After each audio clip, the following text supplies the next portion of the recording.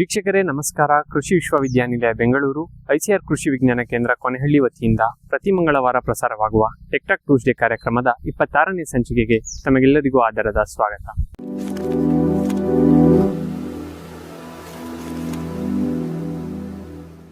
ಇವತ್ತಿನ ಸಂಚಿಕೆಯಲ್ಲಿ ಬರಗಾಲದಲ್ಲೂ ಪಶುಗಳಿಗೆ ಆಸರೆಯಾಗಿರುವಂತಹ ರಸಮೇವು ತಂತ್ರಜ್ಞಾನದ ಬಗ್ಗೆ ತಿಳಿದುಕೊಳ್ಳೋಣ.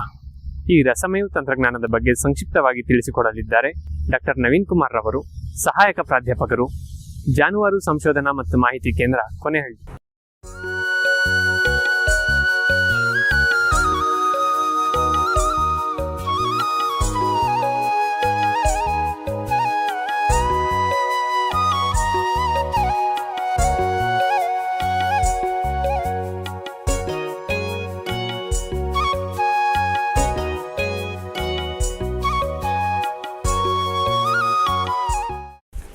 ಎಲ್ರಿಗೂ ನಮಸ್ಕಾರ ರೈತ ಬಂಧುವರೇ.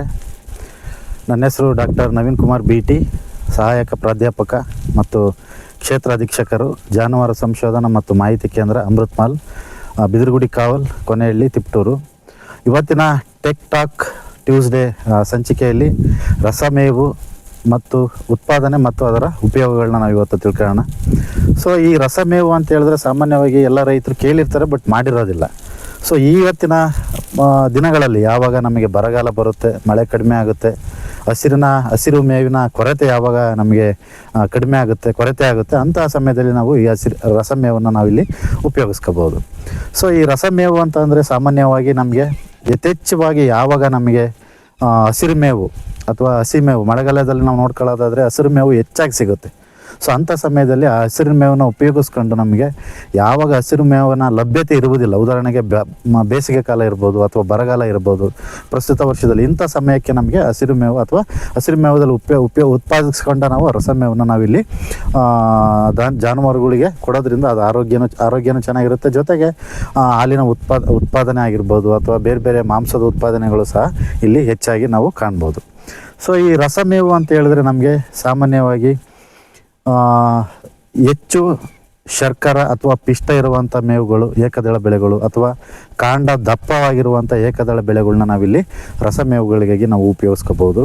ಸೊ ಸಾಮಾನ್ಯವಾಗಿ ಮಳೆಗಾಲದಲ್ಲಿ ಸಿಗುವಂಥ ಏಕದಳ ಬೆಳೆಗಳಾದರೆ ಏಕದಳ ಬೆಳೆಗಳಾದಂಥ ಮೇವಿನ ಮೆಕ್ಕೆಜೋಳ, ಮೇವಿನ ಜೋಳ ಅಥವಾ ಹೈಬ್ರಿಡ್ ನೇಪಿಯರ್, ಈ ಥರದ ಏಕದಳ ಬೆಳೆಗಳನ್ನ ನಾವಿಲ್ಲಿ ಉಪಯೋಗಿಸ್ಕೋಬೋದು. ಸೊ ಈ ರಸಮೇವು ಅಂದರೆ ಏನು ಅಂತ ಹೇಳಿದ್ರೆ, ಏನು ನಮಗೆ ಈಗ ನಾವು ಬೆಳೆಗಳ್ನ ಏನು ಹೇಳಿದೆ, ಆ ಬೆಳೆಗಳ್ನ ನಾವು ಒಂದು ತುಂಡಾಗಿ ಕತ್ತರಿಸುವಂಥದ್ದು, 1 ರಿಂದ 2 ಇಂಚಿನವರೆಗೆ ನಾವು ತುಂಡಾಗಿ ಕತ್ತರಿಸಿ ಅದನ್ನು ನಾವು ಗಾಳಿ ಆಡದಂತೆ ಶೇಖರಣೆ ಮಾಡಿಟ್ಕೊಳ್ಳೋವಂಥದ್ದು.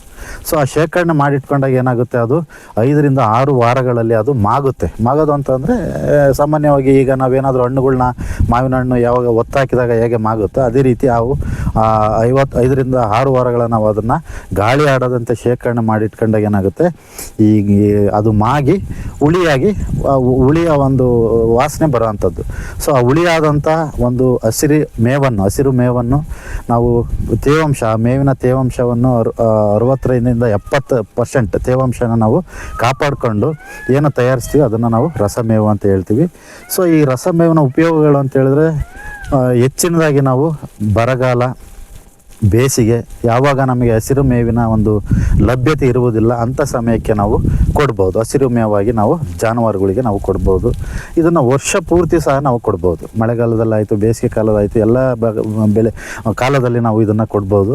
ಸೊ ಇದರಿಂದ ಕೊಡೋದ್ರಿಂದ ಏನಾಗುತ್ತೆ, ನಮಗೆ ಹೆಚ್ಚಾಗಿ ಬೂಸ ಅಥವಾ ಕಾನ್ಸಂಟ್ರೇಟೆಡ್ ಫೀಡ್ ಮೇಲೆ ಏನು ಅವಲಂಬಿತ ಆಗಿರ್ತೀವಿ ಅದನ್ನು ನಾವು ಪ್ರಮಾಣವನ್ನು ನಾವು ಇಲ್ಲಿ ಕಡಿಮೆ ಮಾಡ್ಬೋದು. ಅದ್ರ ಜೊತೆಗೆ ಏನು ಅಂತ ಹೇಳಿದ್ರೆ, ನಮಗೆ ಮಳೆಗಾಲದಲ್ಲಿ ಲಭ್ಯ ಇರುವಂಥ ಹೆಚ್ಚಾಗಿ ಹಸಿರು ಮೇವು ನಮಗೆ ಮಳೆಗಾಲದಲ್ಲಿ ಈಗ ನಮ್ಮ ತಿಪಟೂರು ಅಥವಾ ಏನು ನಾವು ಬಯಲು ಪ್ರದೇಶ ತಗೊಂಡ್ರೆ ನಮಗೆ ಹೆಚ್ಚಾಗಿ ಮಳೆ ಬರುವ ಸಮಯದಲ್ಲಿ ಹೆಚ್ಚಾಗಿ ಹಸಿರು ಮೇವು ಸಿಗುತ್ತೆ.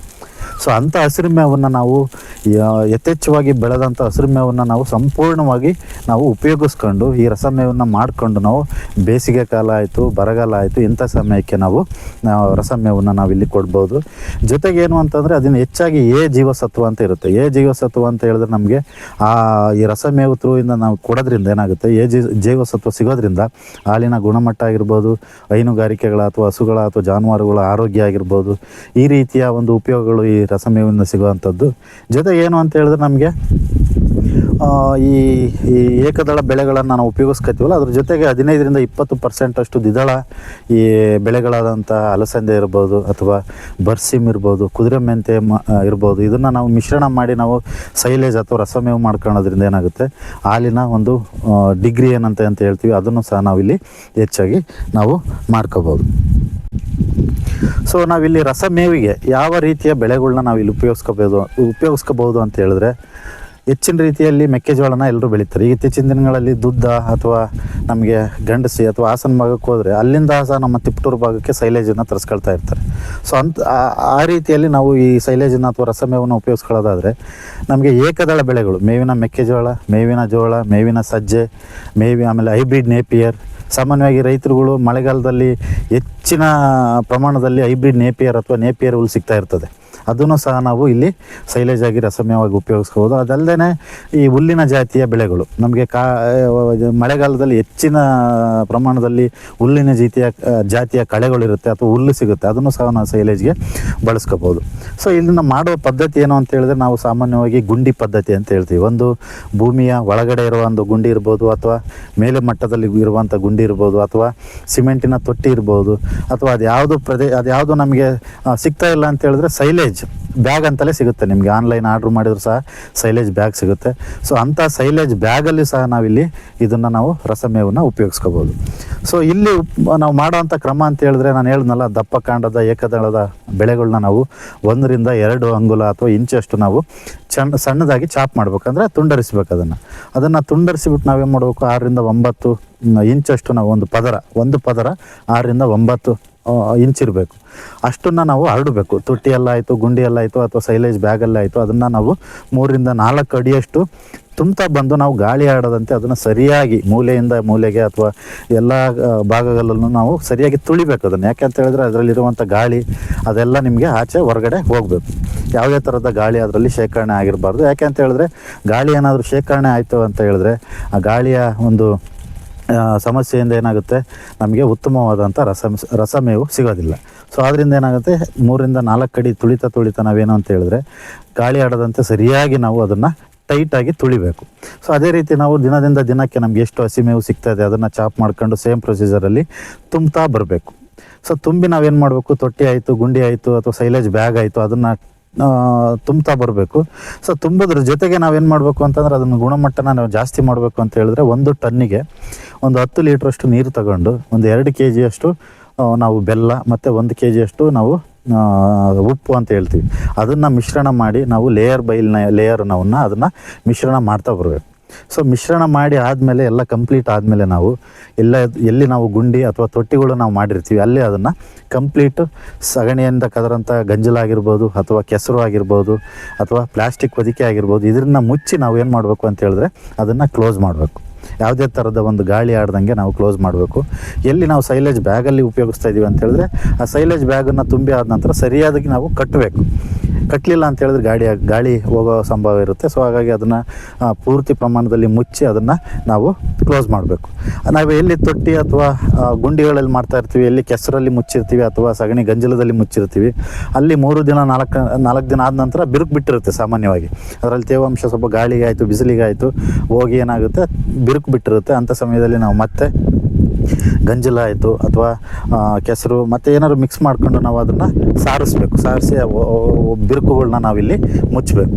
ಸೊ ಅದನ್ನು ಮುಚ್ಚಿ ಅದನ್ನು ನಾವು ಬಿಟ್ಟರೆ ಏನಾಗುತ್ತೆ, 5-6 ವಾರ ಸಮಯದಲ್ಲಿ ಅದೇನಾಗುತ್ತೆ, ಮಾಗಲಿಕ್ಕೆ ಸ್ಟಾರ್ಟ್ ಆಗುತ್ತೆ. ಅಂದರೆ ನಮಗೆ ಸಾಮಾನ್ಯವಾಗಿ ಮಾಗುತ್ತೆ. ಸೊ ಆ ಮಾಗಿದಾಗ ನಮಗೆ ಈ ರಸಮೇವು 5-6 ವಾರಗಳ ನಂತರ ಸೂಕ್ತವಾಗಿ ಸಿಗುವಂಥದ್ದು ಒಂದು ರಸಮೇವು ಸಿಗುತ್ತೆ. ಅದನ್ನು ನಾವು ಉಪಯೋಗಿಸ್ಕೋಬೋದು. ಸೊ ಈ ರಸಮೇವನ್ನು ಉಪಯೋಗಿಸ್ಕೊಳ್ಳೋದು ಹೇಗೆ ಅಂತ ಹೇಳಿದ್ರೆ, ಒಂದು ಸರಿ ನಾವು 5-6 ವಾರ ಏನಾದರೂ ಆಯಿತು ಅಂತ ಹೇಳಿದಾಗ ಅದು ನಮಗೆ ಮಾಗಿ ರಸಮೇವು ತಯಾರಾಗಿರುತ್ತೆ. ಅದನ್ನು ನಾವು ಒಂದು ಸರಿ ಗುಂಡಿ ಆಯಿತು ಅಥವಾ ಒಂದು ತೊಟ್ಟಿ ಆಯಿತು ಅಥವಾ ಸೈಲೇಜ್ ಬ್ಯಾಗನ್ನು ಒಂದು ಸರಿ ಓಪನ್ ಮಾಡಿದ್ರೆ ನಾವು 30-40 ದಿನದಲ್ಲಿ ಅದನ್ನು ಉಪಯೋಗಿಸ್ಕೊಳ್ಳಿಲ್ಲ ಅಂತ ಹೇಳಿದ್ರೆ ಅದ್ರ ಗುಣಮಟ್ಟ ಕಡಿಮೆ ಆಗುತ್ತೆ. ನಾವು ಉಪಯೋಗಿಸ್ಕೊಳ್ಳಿಲ್ಲ, ಮಳೆಗಾಲದಲ್ಲಿ ಮಾಡಿ ನಾವು ಬೇಸಿಗೆಯಲ್ಲಿ ಅಥವಾ ಬರಗಾಲದಲ್ಲಿ ಉಪಯೋಗಿಸ್ಕೊಳ್ತೀವಿ ಅಂತ ಹೇಳಿದ್ರೆ ಅದನ್ನು ಹಾಗೆ ಇಟ್ಟರೆ ನಮಗೆ 1 ವರ್ಷದಿಂದ ಹೆಚ್ಚು ಕಾಲದಲ್ಲಿ ಗಾಳಿ ಆಡದಂಥ ಒಂದು ಪ್ರದೇಶ ಅಥವಾ ಗಾಳಿ ಆಡದಂತೆ ನಾವು ಏನಾದರೂ ಶೇಖರಣೆ ಮಾಡಿಟ್ಕೊಂಡ್ರೆ 1 ವರ್ಷದಿಂದ ಹೆಚ್ಚಾಗಿ ನಾವು ಅದನ್ನು ಶೇಖರಣೆ ಮಾಡಿಟ್ಕೋಬೋದು. ಒಂದು ಹಸುವಿಗೆ ಅದರದ್ದು ಒಂದು ಪ್ರಮಾಣ, ಹಾಲಿನ ಪ್ರಮಾಣ ಅಥವಾ ಅದರದ್ದು ವಯಸ್ಸು, ಅದ್ರ ಮೇಲೆ ನಾವು 10ರಿಂದ 15 kg ಒಂದು ಹಸುಗೆ ನಾವು ದಿನನಿತ್ಯ ನಾವು ಈ ಸೈಲೇಜನ್ನು ನಾವು ಕೊಡ್ಬೋದು. ಇದರಿಂದ ಹಾಲಿನ ಗುಣಮಟ್ಟ ಆಯಿತು, ಮಾಂಸಗಳ ಒಂದು ಗುಣಮಟ್ಟ ಆಯಿತು, ಮಾಂಸಗಳ ಪ್ರಮಾಣ ಆಯಿತು, ಈ ರೀತಿಯ ಲಾಭಗಳನ್ನು ನಾವಿಲ್ಲಿ ರಸಮೇವಿನಿಂದ ಪಡೆಯಬಹುದು. ನೋಡಿದ್ರಲ್ಲ ವೀಕ್ಷಕರೇ, ಇವತ್ತಿನ ಸಂಚಿಕೆಯಲ್ಲಿ ನಾವು ರಸಮೇವು ಅಂದ್ರೇನು, ಅದನ್ನು ಯಾವ ರೀತಿ ಉಪಯೋಗಿಸ್ಕೋಬೇಕು ಎಂಬುದರ ಬಗ್ಗೆ ತಿಳ್ಕೊಂಡಿದ್ದೀವಿ. ಮುಂದಿನ ಸಂಚಿಕೆಯಲ್ಲಿ ನಾವು ಇದೇ ರೀತಿ ಒಂದು ವಿಷಯದ ಬಗ್ಗೆ ತಿಳಿದುಕೊಳ್ಳೋಣ. ಧನ್ಯವಾದಗಳು.